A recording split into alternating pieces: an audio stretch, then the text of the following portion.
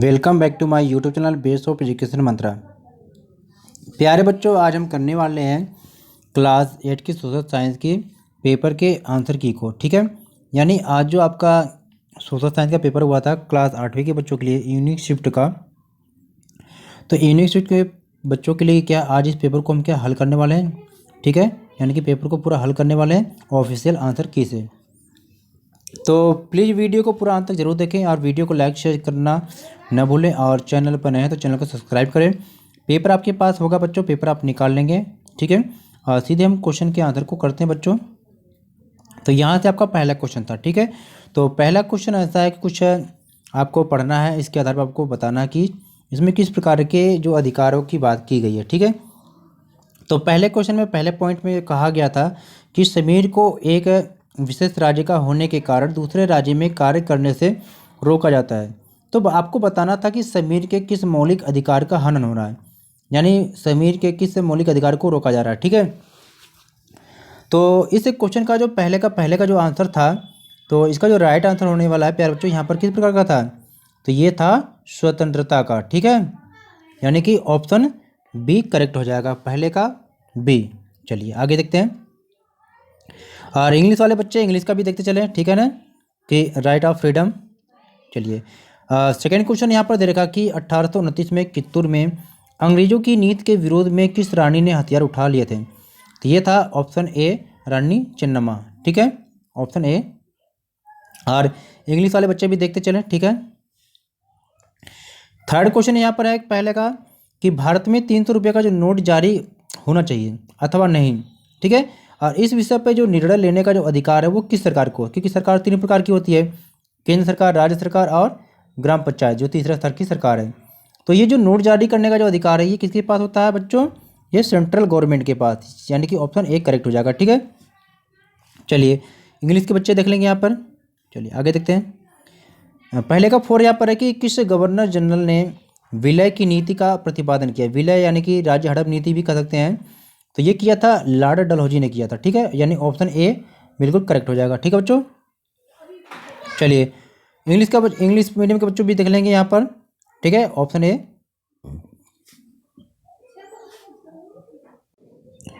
पांचवा क्वेश्चन यहाँ पर दे रखा है पहले का पांचवा कि सुनीता के समानता के अधिकार का हनन किया गया एवं उसके, यानी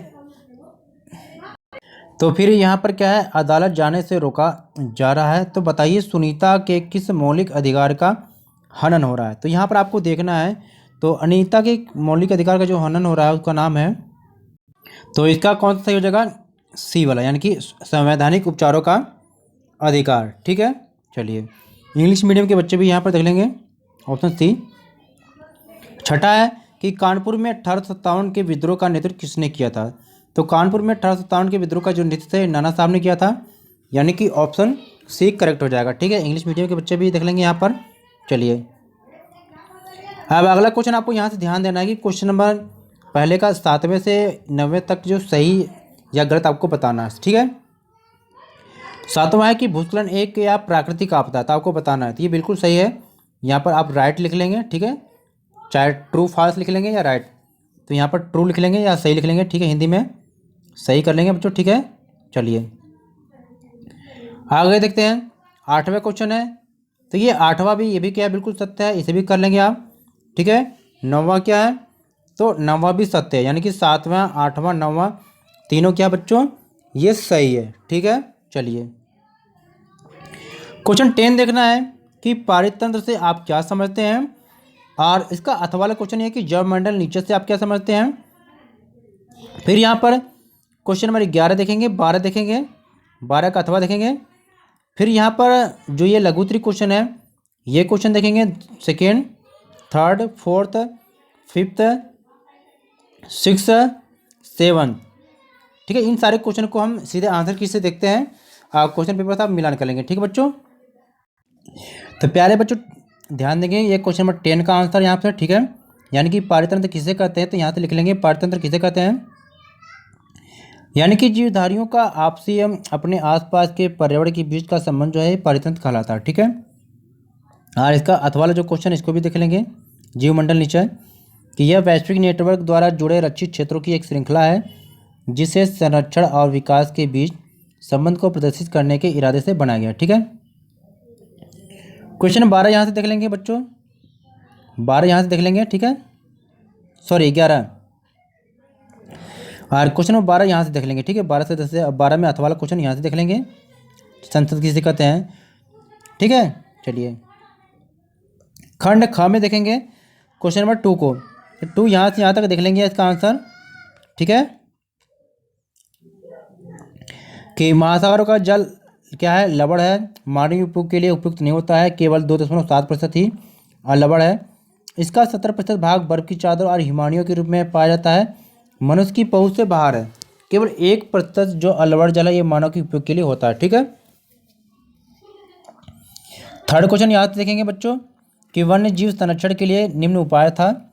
क्या है, वन्य जीव के संरक्षण के लिए राष्ट्रीय उद्यान और वन्य जीव अभ्यारण्य जैव मंडल नीचों की संख्या में क्या है, वृद्धि करना चाहिए। शिकार पर क्या है, पूर्ण रूप से प्रतिबंध लगाना चाहिए।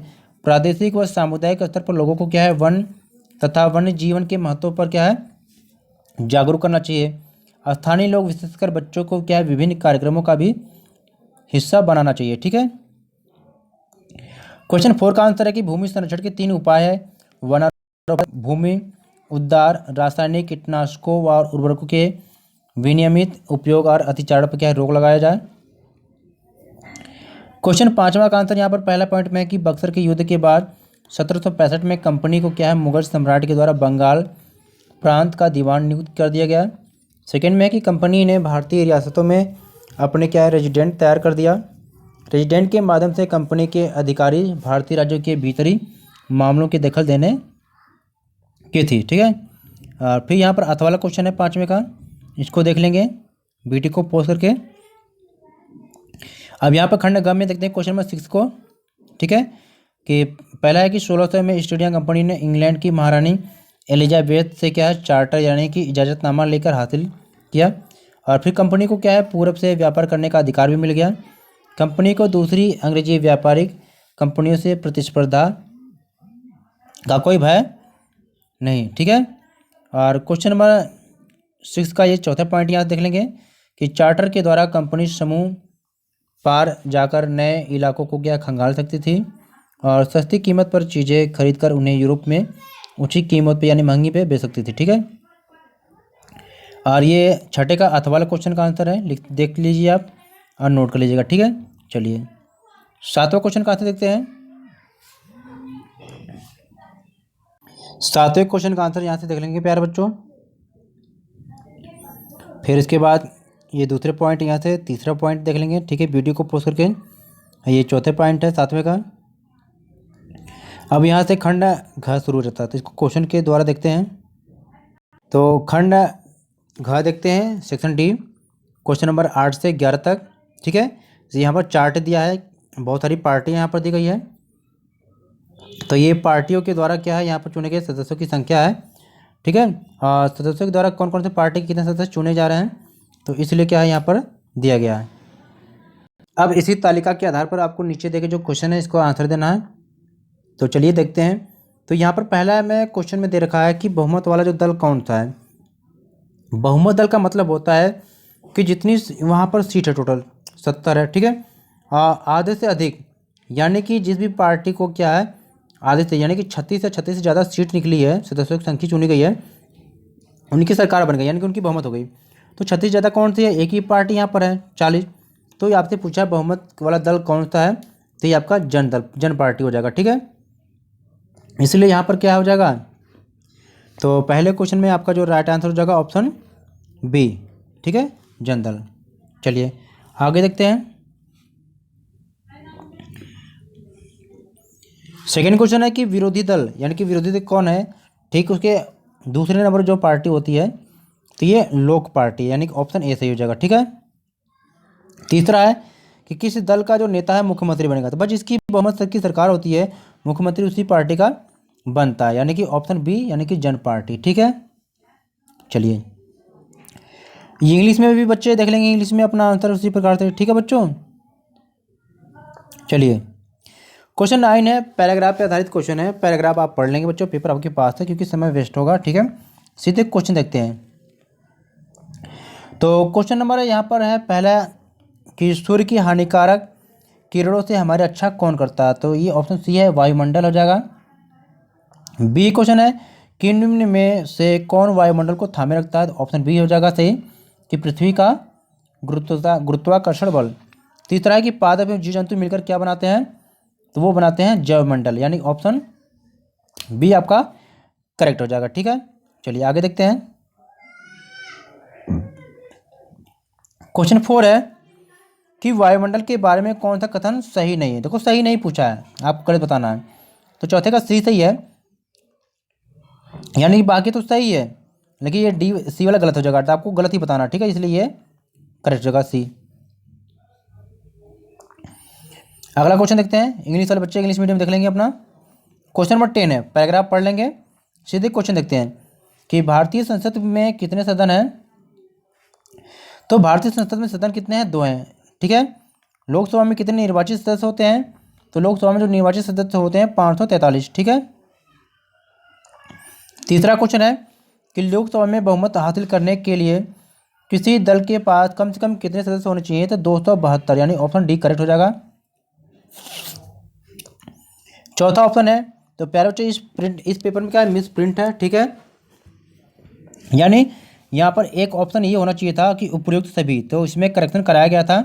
तो इंग्लिश मीडियम वाले बच्चों इंग्लिश जो ये ऑप्शन है ये इसमें सही है। ठीक है, तो इसका जो इंग्लिश मीडियम का है इसको देखेंगे तो यहाँ पर क्या है कि ऑप्शन डी बिल्कुल सही हो जाएगा। ठीक है बच्चों, प्यारे बच्चों क्वेश्चन नंबर 11 को पढ़ेंगे। यहाँ पर थोड़ा करेक्शन था, आप कर लिए होंगे।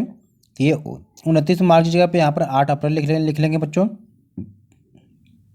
ठीक है, यहाँ पर 8 अप्रैल लिख लेंगे।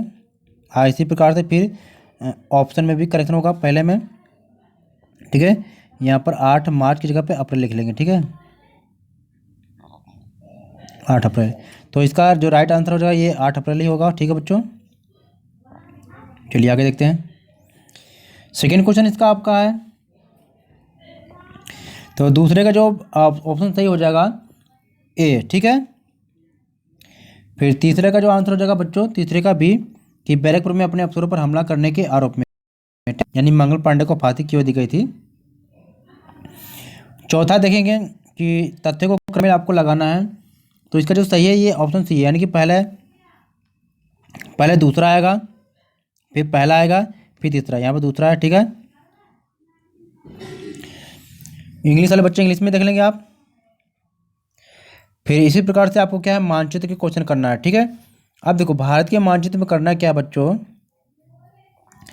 कि भारत के मानचित्र में आपको इन 5 में से किसी 4 जगह को दिखाना है। ठीक है, तो चलिए मैप में देखते हैं इसका आंसर। तो मैप में प्यारे बच्चों यहाँ पर देख लेंगे।